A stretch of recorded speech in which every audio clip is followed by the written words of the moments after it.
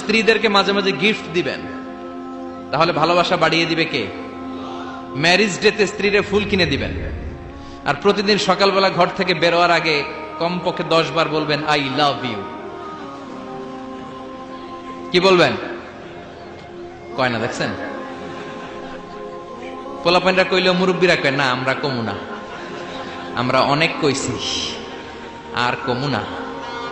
বলবেন, নিজের স্ত্রীকে ভালোবাসার কথা বলবেন, এতে সওয়াব আছে না নাই? স্ত্রীকে নিয়ে মাধবকুণ্ডে ঘুরতে গেলেন, কক্সবাজারে ঘুরতে গেলেন, সওয়াব আছে না নাই? স্ত্রীকে ভালোবাসার গান শোনালেন, সওয়াব আছে না নাই?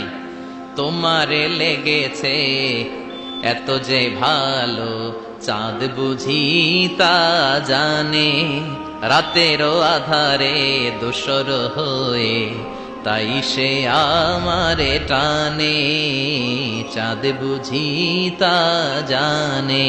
আলহামদুলিল্লাহ। কোন আজকে রাতে যে ভাবির এই গানটা শোনানো যাবে না? এই গানটা শোনাইলে সওয়াব হবে, আল্লাহর কসম করে বলছি।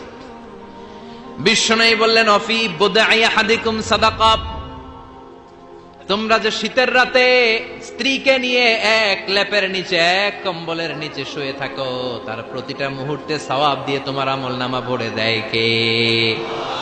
আপনি যে ভালোবেসে স্ত্রীর হাতের সাথে হাত মিলান, 2 হাতের সগীরা গুনাহ মাফ করে কে? স্ত্রীর দিকে তাকালে চোখের সগীরা গুনাহ মাফ করে কে? স্ত্রীর জন্য প্রতি মাসে যে খরচ করছেন, টাকা দিচ্ছেন, সময় দিচ্ছেন, প্রতিটা মুহূর্তকে সদকা হিসেবে কবুল করে নিচ্ছে কে? তার মানে জায়গা মতো কাজ করলেই সওয়াব। কিন্তু স্ত্রীকে ভালোবাসার গান এটা না শোনায় যদি ভাবিরে শোনান,